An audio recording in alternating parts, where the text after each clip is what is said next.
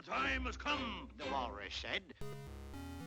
It was a dark and stormy night in the open sea, I guess. We seem to find ourselves in quite the horrific scene here. And wouldn't you know, Link is out here sailing for some reason, when his boat is struck by lightning. And after the shipwreck that followed, Link washes ashore on this beautiful island beach, where a young girl manages to find him. The young girl tends to Link, or I guess just shakes him about a bit. Anyway, welcome to the next entry in the Legend of Zelda series, The Legend of Zelda: Link's Awakening. Here we are. Oh, look at that badass title screen. Okay, technically this isn't Link's Awakening, this is Link's Awakening DX, which is a re-release of the game that came out 5 years after the original release. But it's literally the same game, only with color for the Game Boy Color, and a couple of added things here and there. So of course I'm going to play this version, it's just the same game but slightly better. And I don't mind that I'm kind of ignoring the original release, because most everyone acknowledges this as the proper version and the proper way to play the original game. Plus, it's on practically the same hardware, just with color, so it's not like I'm taking a massive technological leap in the gaming history, especially since this is 1998. Like, the Game Boy Color was kind of obsolete at this point, but yet it was still getting big hits like this.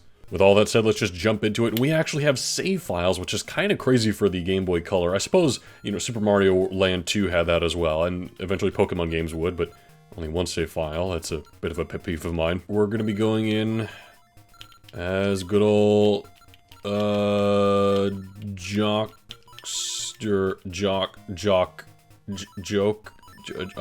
not enough room for Jockey.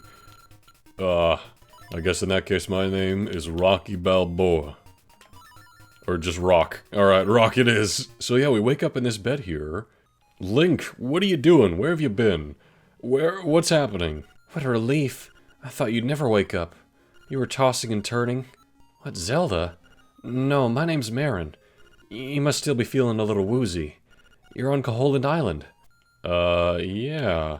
Follow the lane south to reach the beach where I found you.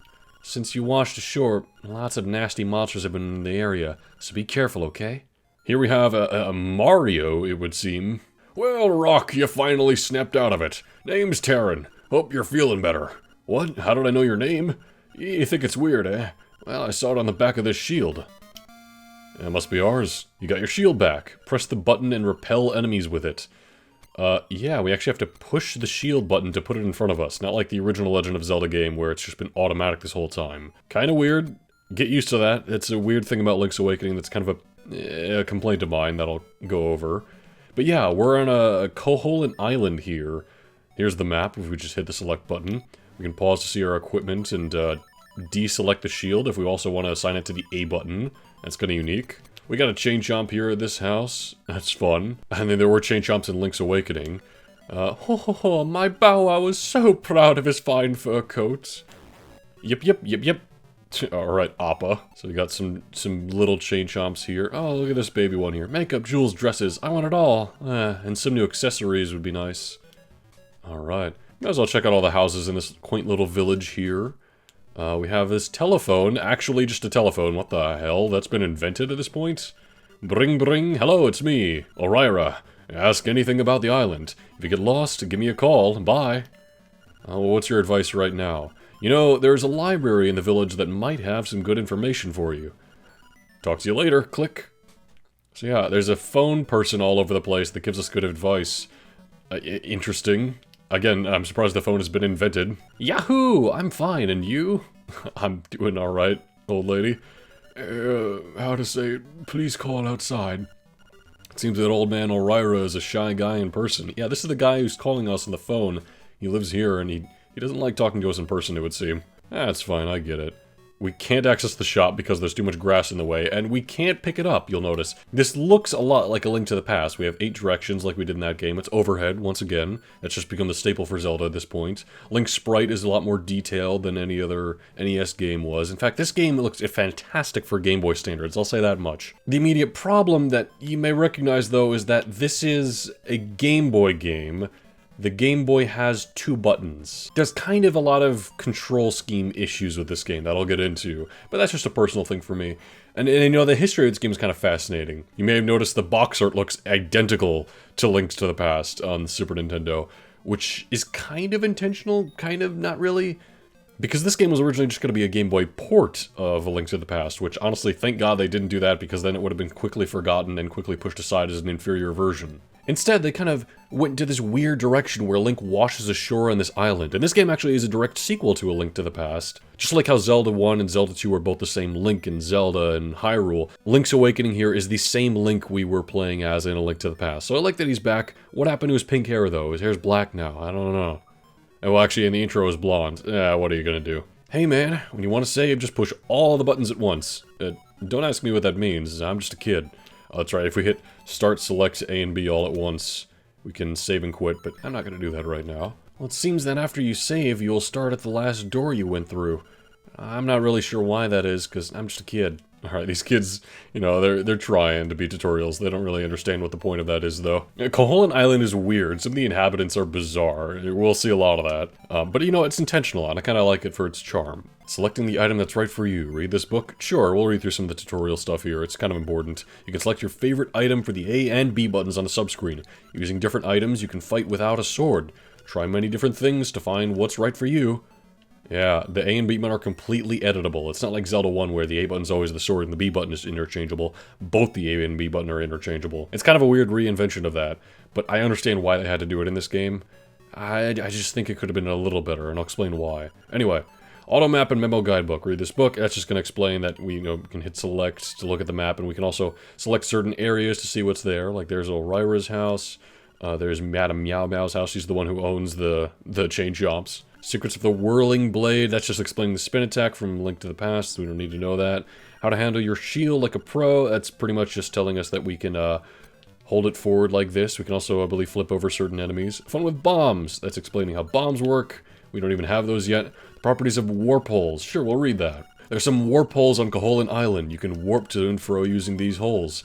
If you jump into the Warpole at which you arrived, you will go to the next one in the sequence. So it works kind of like the teleporting thing in Zelda 1, how it takes you from one dungeon to the next in a certain sequence, only instead of dungeons, it's just random warp points. Those will come up much later. We have Dark Secrets and Mysteries of Koholint. Do you really want to read it? Sure. Gasp, but what's this? You can't read the tiny print without the aid of a magnifying glass. Oh. Here we have the Atlas of Koholint Island. You can move the cursor and look up at the name of the place. Do you want to look at this map? Yes, this is just a full completed map without us having to traverse everywhere. So this is a good thing to come back to here at the library in case you don't know where to go next. That and the phone guy. We can look pretty much anywhere. Like up here we can see the Windfish's egg. Over here we can see Hen House. All sorts of fun places. Seashell Mansion. Otherwise we're just going to uncover square by square as we go along, which, you know, it's fine. It works. It's not quite as nice as, you know, Link to the Past where we can see the whole map right from the get-go, but it'll do. Right now we have no weapons, so I'm not going to be able to do anything to these Octoroks, unfortunately. We're just going to have to get on by. Ow! Oh! Use our shield to push them. That's the one way we can get through. Beware of sea urchins. Don't touch them with your bare hands. Yeah, noted. Trying to push it. There we go. Alright, just get that out of the way. And we can go down here, avoid those P-hats, or those aren't P-hats, what are those? I don't remember. But we found our sword. At least I think it's our sword, unless somebody else washed up with a sword. And this owl comes in to interrupt us. Hoot hoot, so you are the lad who owns the sword. Now I understand why the monsters are starting to act so violently. A courageous lad has come to wake the Windfish.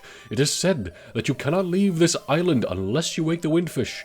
You should now go north to the mysterious forest. I will wait for you there, Hoot. And off the owl goes, but we pick up our sword! Look at that! You found your sword. It must be yours, because it has your name engraved on it. Link, what did you engrave your name on it? Or I guess, Rock?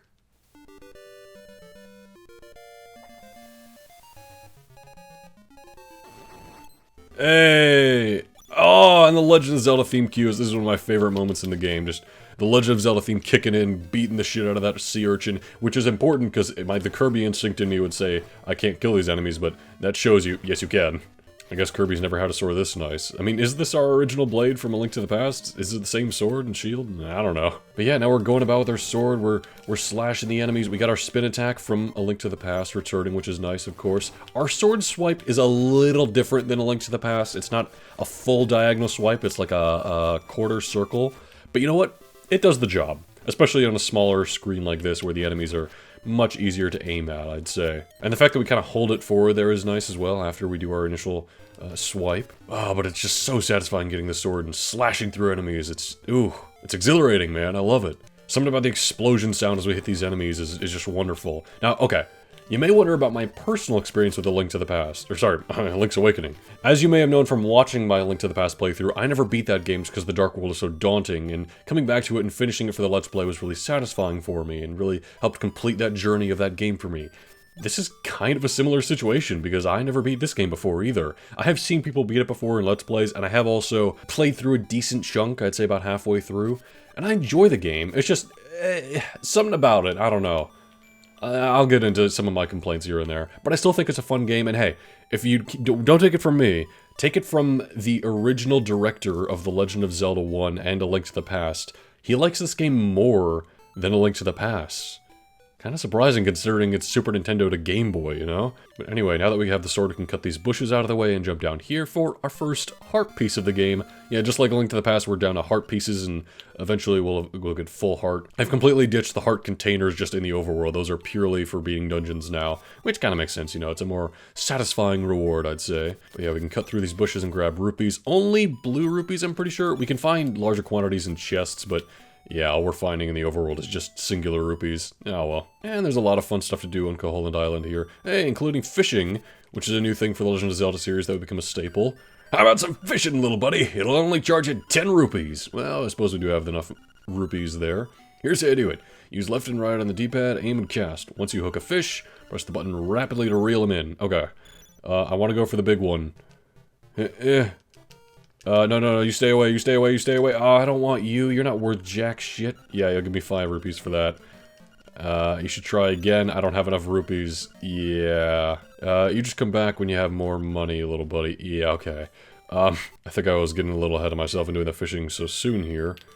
But I just need 2 more rupees to give it another shot. And once we get... Oh, did I hit the dog? Sorry there, little buddy. Once we get one of those big fish, we'll net profit. So I want to get those big guys. Okay, there we go, 10 rupees. Let's try this again. Once again, we have the cuckoos returning from Link to the Past that we can just really hit. No consequences whatsoever. Uh-oh. Oh god. Run, Link. Okay, yeah, I'm messing around with you. Let's try this again. Oh god, the fish respawn? Alright, I gotta go far. And through. He's facing the other way. Go, go, go, go, go down, go down, go down, go down, go down. No! Is there no way to avoid him? He was like... That was as good as I could do in that pattern. Alright, let's try this again. I'm just wasting so much time fishing, and I gotta go get rupees again, yeah. Well, luckily for us, I know where we can find a whole bunch of bushes just over to the right here in this, what is the name of this town anyway? I don't know. Look at all these bushes we got here. And grass and everything. Spin attack! Spin attack! I don't think we have any of the bomb traps or night traps that were in Link to the Past, and hello! We found a secret seashell. If you collect a lot of these, something good is bound to happen. Oh, good to know. You look how I'm wasting time now this early in the Let's Play instead of just going to the forest like the owl told me to. I really should go there.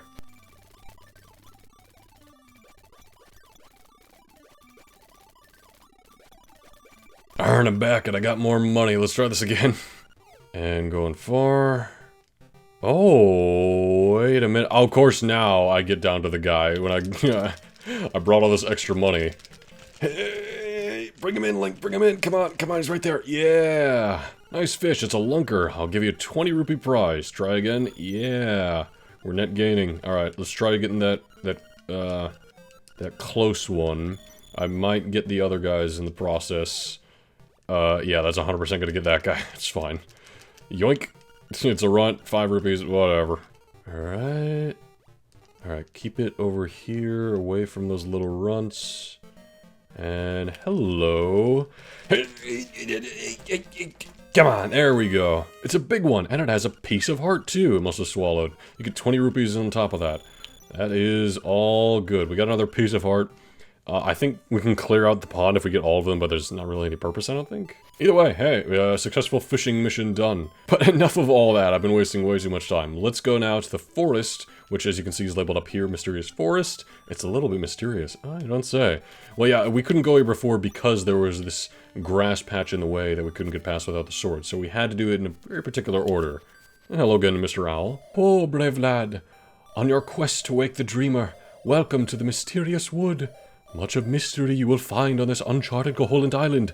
I'm afraid you might find it trifle difficult to leave the island while the windfish naps. By the by, have you ever visited the Tail Cave, which is south of the village? Go there with the key you find in this forest. The windfish is watching. Hoot. Alright, we've had our path laid out before us. Find a key in this forest. Go back and go into the Tail Cave? Is that what he called it? Oh, look, we got moblins here. Classic Zelda enemies. There's a rock in the way here that...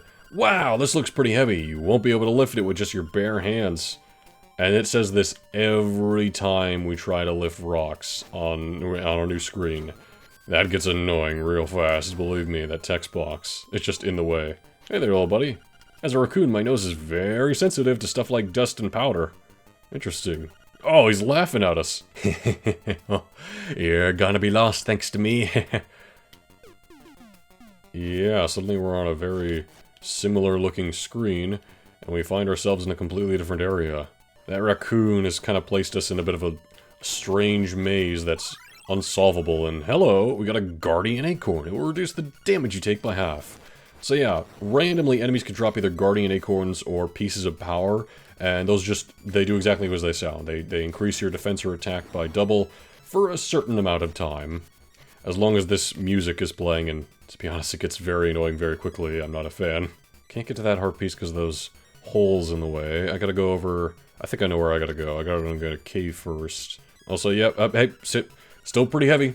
Still can't get it out of the way. I know, game, I know. Oh, there's a chest over there we can't get to. Boy. We're pretty bare right now. I mean, we're just standard-ass Link with a sword and shield and not much else. By the way, if we try going down on the screen where it was kind of a weird loop, that just takes us to where we would normally access there, which is down and to the right of where we found the raccoon. So the raccoon's like up there being an asshole. We want to go into this cave here, actually. Oh, and I love the cave theme in this game. Do-do-do-do, do-do, do-do-do-do, do-do, do-do-do-do, do-do-do-do, do-do-do-do-do-do-do-do. Hey, we got 50 rupees here. Very nice. Very nice indeed. That is a lot of change right there. I should have done this before fishing. Is the theme a little repetitive? Maybe. But you know what? It's charming. Oh, another Guardian Acorn. Speaking of repetitive. Yet again, we got this... We got our music playing. We have... wow, this looks pretty heavy. You won't be able to lift it with just your bare hands yet again. We can push these rocks, but those green skulls... Oh, no. That's a different story.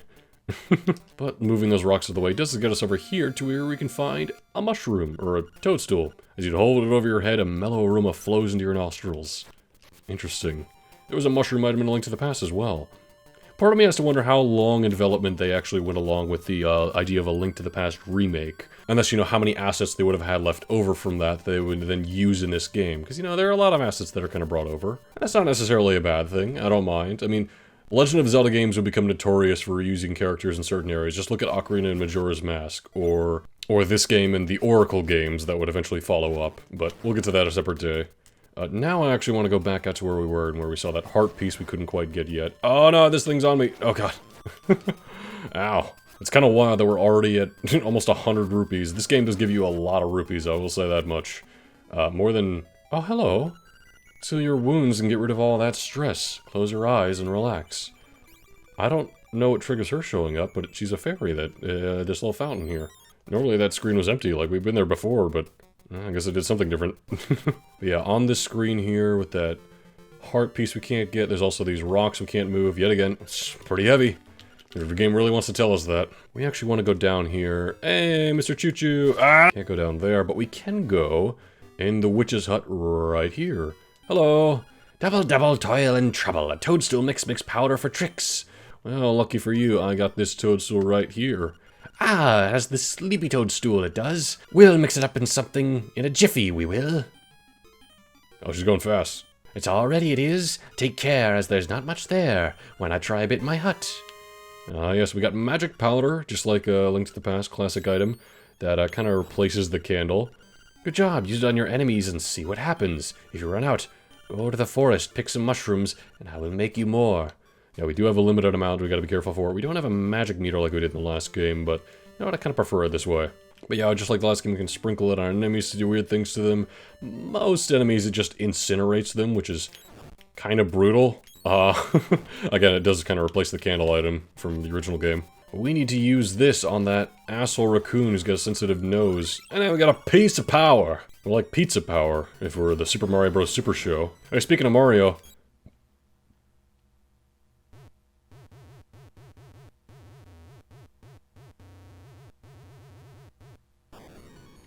Hey, Talon. Last thing I can remember was biting into a big juicy toadstool. Then I had the darndest dream I was a raccoon.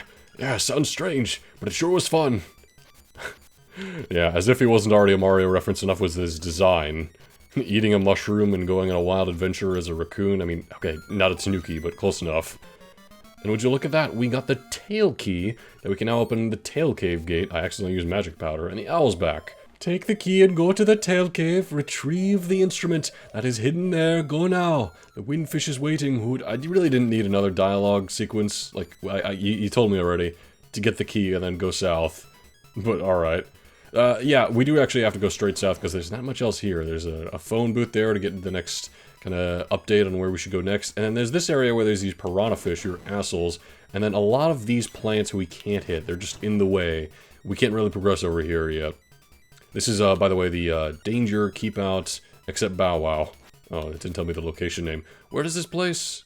Goponga Swamp, that's it. There we are. You know, we've cleared out a decent chunk of the map for just the first part, but yeah, we're going to be going along now to the south to try and find that tail cave that the owls told us about.